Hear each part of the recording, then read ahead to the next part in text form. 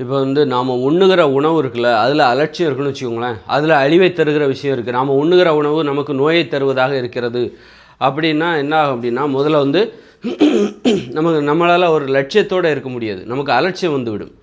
நம்ம உண்ணுகிற உணவில் நம்ம அலட்சியம் காட்டினா நம்ம வாழ்க்கையில் எல்லா விஷயத்துலையுமே நம்ம அலட்சியம் காட்டுவோம். நம்ம லட்சியம் நமக்குன்னு ஒரு லட்சியம் வந்து அதையும் நம்ம அலட்சியப்படுத்திடுவோம். நமக்கு என்ன ஆகும் அப்படின்னா தாழ்வு மனப்பான்மை முதல்ல நமக்கு ஏற்படும்.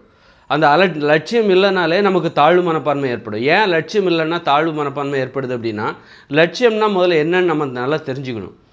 பிறருக்கு முன்மாதிரியாக இருப்பது, பிறருக்கு வழிகாட்டியாக இருப்பது, இதுதான் வந்து லட்சியத்தோட அடிப்படை. ஒரு அப்பா வந்து எல்லாருமே அதுலேருந்து யாருமே தப்ப முடியாது.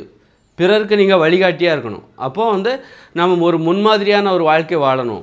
இப்போ ஒரு நீங்கள் பிள்ளைகளை பெற்றுக்கிறீங்க அப்படின்னா, இப்போ ஒரு அப்பா வந்து அம்மா வந்து பிள்ளைகளுக்கு முன்னுதாரணமாக இருக்கணும்ல, வழிகாட்டியாக இருக்கணும்ல, அதான் லட்சியம். ஒரு அப்பாவுக்கு லட்சியம் இல்லைன்னா அவர் அப்போ வந்து அவர் குடிக்கிறாரு, கண்ட உணவுகளையும் நோய்களை தருகிற உணவுகளை சாப்பிட்றாரு அப்படின்னா அவர்கிட்ட அலட்சியம் இருக்குன்னு அர்த்தம். அவர்கிட்ட லட்சியம் இல்லைன்னு அர்த்தம். அவர் வந்து தனது பிள்ளைகளுக்கு முன்மாதிரியாக இல்லை. ஏன்னா அவர் என்ன செய்கிறாரோ அதுதான் அந்த பிள்ளைகள் செய்வாங்க. அப்போ அதை அவர் தெரிஞ்சுக்கிட்டு அவர் செய்கிற ஒவ்வொரு செயலையும் நம்ம பிள்ளைகளும் பின்பற்றுறாங்க. அதனால் நம்ம வந்து ரொம்ப லட்சியத்தோடு இருக்கணும். நமக்குன்னு ஒரு லட்சியம் இருக்கணும். பொறுப்பாக செயல்படணும். மது அருந்தக்கூடாது, சிகரெட் பிடிக்கக்கூடாது, நல்ல உணவுகளை சாப்பிட வேண்டும், ஆரோக்கியத்தை தருகிற உணவுகளை சாப்பிட வேண்டும். அவர் என்ன சாப்பிட்றாரோ அதுதான் பிள்ளைக்கு கொடுப்பார். அதனால் நாம் வந்து நம்மளுடைய உணவுகளில் நம்ம அலட்சியம் காட்டினா, நம்ம மது அருந்துனா என்ன ஆகும் அப்படின்னா, நமக்கு வந்து லட்சியம் என்பதே இல்லாமல் போயிடும். ஏன்னா நம்ம அழிக்கின்ற ஒரு செயலை நாம் செய்கிறோம். கண்டிப்பாக அப்போ வந்து நம்ம பிறருக்கு முன்மாதிரியாக இருக்கக்கூடிய ஒரு தகுதியை நம்ம இழந்துட்டோம். பிறருக்கு நம்ம எந்த விதத்தில் முன்மாதிரியாக இருக்கணும்னா, எப்படி நான் என்ன அழிச்சிக்கிறேன் அப்படிங்கிறதுக்கு நீங்கள் உங்கள் பிள்ளைக்கு முன்மாதிரியாக இருக்கீங்கன்னு அர்த்தம். நீ என்னவாக இருந்தாலும் அது உனக்கு பிறருக்கு முன்மாதிரியாக தான் அமையும். அப்போ நீ மதுபானம் அருந்துற, கண்ட உணவுகளையும் சாப்பிட்ற, நோய்களை தருகிற உணவுகளை சாப்பிடும்போது இப்போ உன்னை நீயே அழித்து கொள்வதற்கு நீ உனது பிள்ளைகளுக்கு அல்லது மற்றவர்களுக்கு முன்மாதிரியாக நீ இருக்கிறாய் என்பதாகத்தான் அது பொருள்படும். அதனால் வந்து நீ வந்து நம்மளை நாமே அழிச்சிக்கிற உணவுகளை நம்ம சாப்பிட்றோம். அப்படின்னா என்ன அர்த்தம்? நமக்கு நோய்களை தருகிற உணவுகளை நம்ம சாப்பிட்றோன்னு வச்சுக்கோங்க. இப்போ வெள்ளைச்சீனி கலந்த டீ, வெள்ளைச்சீனிங்கிறது ஒரு வெள்ளை விஷங்கிறது எல்லாருக்கும் தெரியும். அப்படி இருந்தும் நீங்கள் அதை சாப்பிட்றீங்கன்னா உங்களுக்கு வந்து ஒரு அலட்சிய மனப்பான்மை வந்துடும். உங்களுக்கு ஒரு லட்சியங்கிறது இல்லாமல் போயிடும். உங்கள் அறிவுக்கு தெரிஞ்சு எது கேடானதோ அதை நீங்கள் செய்யக்கூடாது. கெட்ட செயல்கள், கெட்ட பேச்சு, கெட்ட வார்த்தைகள்லாம் பேசக்கூடாது. கெட்ட வார்த்தை பேசும்போது கெட்ட வார்த்தை பேசுவதற்கு பிறருக்கு முன்மாதிரியாக நீங்கள் இருக்கீங்க. அதனால் நல்ல வார்த்தைகளை பேசணும். அப்போ கெட்ட வார்த்தை பேசுனா உங்களுக்கு லட்சியம் என்பது வராது, அலட்சியம் என்பது வரும். அப்போ தாழ்வு மனப்பான்மை வரும். பிறருக்கு நாம் வந்து ஒரு நல்ல மாதிரியான ஒரு முன்மாதிரியாக இல்லையே அப்படிங்கிற அந்த இது இருக்குல்ல, அது வந்து உங்களுக்கு தாழ்வு மனப்பான்மையை ஏற்படுத்தும். தாழ்வு மனப்பான்மை என்பது என்ன பண்ணும் அப்படின்னா தற்கொலை மனப்பான்மையை உருவாக்கும். அப்போ தற்கொலை மனப்பான்மையை தான் அது உருவாக்கும் போது அப்போது நீங்கள் உங்களை அழித்து கொள்கிற, உடனடியாக சாகலைன்னா கூட ரொம்ப லேட்டாக ஒரு 60 வயசில் சாகிற மாதிரி, ஒரு லேட்டாக சாகிற மாதிரியான உணவுகளை நீங்கள் சாப்பிடுவீங்க. இந்த சோறு சாப்பிட்டிங்கன்னு வச்சுங்க, சோறு, பரோட்டா, பூரி இந்த மாதிரியான உணவுகளை அல்லது வெள்ளைச்சீனி கலந்த டீ, காஃபி இதெல்லாம் குடித்தா கொஞ்சம் ஸ்லோ பாய்சன். இதெல்லாம் ஒரு 40 வயசில் உங்களுக்கு ஒரு நோய் வரும், 60-70 வயசில் செத்து போயிடுவீங்க. அப்போ வந்து இது வந்து உங்களை நீங்கள் அழிச்சிக்கிற ஒரு செயல். இது எதனால் ஏற்படுதுன்னா தாழ்வு மனப்பான்மையால் ஏற்படுது. தாழ்வு மனப்பான்மையால் தான் நீங்கள் சோறு சாப்பிட்றதுக்கு இதுக்கெல்லாம் என்ன காரணம்? சோறு சாப்பிட்டா தாழ்வு மனப்பான்மை ஏற்படும். அது மாதிரி பூரி, பொங்கல், தோசை, வெள்ளைச்சீனி கலந்த டீ, காஃபி இதெல்லாம் சாப்பிட்டா தாழ்வு மனப்பான்மை ஏற்படும். ஏன்னா இது உங்களை அழித்து கொள்கிற ஒரு உணவுகள், உங்களை அழிக்கக்கூடிய உணவு. உடல் பருமனை ஏற்படுத்தும். உடல் பருமன் ஏற்பட்டாலும் தாழ்வு மனப்பான்மை ஏற்படும். சுகர் வந்துச்சுனாலும் தாழ்வு மனப்பான்மை ஏற்படும். சுகர் வர்றதுக்கு இந்த உணவுகள் தான் காரணம். இந்த உணவுகளை சாப்பிட்டா உங்களுக்கு தாழ்வு மனப்பான்மை ஏற்படும். தாழ்வு மனப்பான்மை ஏற்பட்டால் தற்கொலை செய்து கொள்ள வேண்டும் என்று தோன்றும்.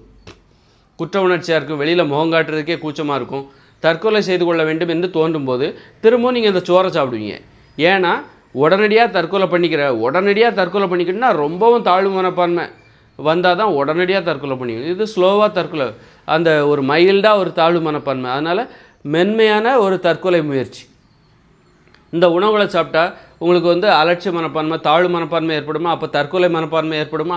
அந்த தற்கொலை மனப்பான்மையின் காரணமாக மீண்டும் இதே உணவுகளை சாப்பிடுகிறது. இந்த உணவுகள் தான் உங்களுக்கு முதல்ல வந்து தாழ்வு மனப்பான்மை ஏற்படுத்திச்சு. உணவுலேருந்து தான் எல்லாமே ஆரம்பிக்குது. இந்த உணவு தான் உங்களை தாழ்வு மனப்பான்மை ஏற்படுத்திச்சு. அதே உணவு தான் உங்களை தற்கொலை செய்து கொள்வதற்கு மெல்ல தற்கொலை செய்து கொள்கிற, மெதுவாக தற்கொலை செய்து கொள்கிற ஒரு உணர்வை உங்களுக்கு கொடுத்தது. அந்த உணர்வு தான் திரும்பவும் அதே உணவை சாப்பிடுகிறது. ஏன்னா தற்கொலை செய்து கொள்வதற்கு உங்களுக்கு மெதுவாக தற்கொலை செய்து கொள்வதற்கான வழி தான் இந்த அரிசி, கேழ்வரகு, கோதுமை, இந்த வெள்ளைச்சீனி கலந்த டீ, காஃபி, இதெல்லாம் மெதுவாக தற்கொலை செய்து கொள்வதற்கான ஒரு வழிமுறைகள்.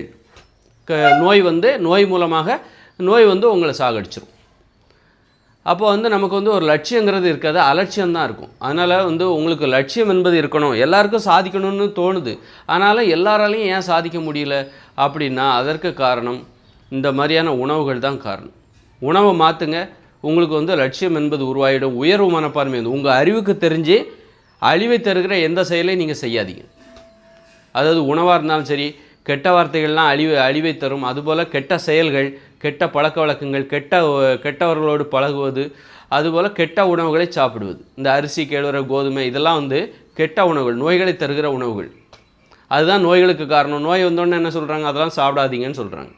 அதனால் நீங்கள் உயர்வு மனப்பான்மை வரணும், உங்களுக்கு தற்கொலை மனப்பான்மை வரக்கூடாது, தாழ்வு மனப்பான்மை வரக்கூடாதுன்னா நான் சொல்லுகிற உணவுகளை மட்டுமே சாப்பிடுங்க. உங்களுக்கு ஒரு 10 நாள் சாப்பிட்டு பாருங்கள், உங்களுக்கு அது ரொம்ப கஷ்டமான விஷயம். அந்த கஷ்டத்தை சந்திச்சிங்கன்னா உங்களுக்கு ஏற்படுகிற மாற்றத்தை உங்களால் உணர முடியும். அதை பண்ணாமல் நான் சொல்கிற கருத்தை நீங்கள் மறுக்காதீங்க. அதனால் நான் சொல்கிறது உண்மையாக பொய்யா ஒரு 10 நாள் முயற்சி பண்ணி பாருங்கள்.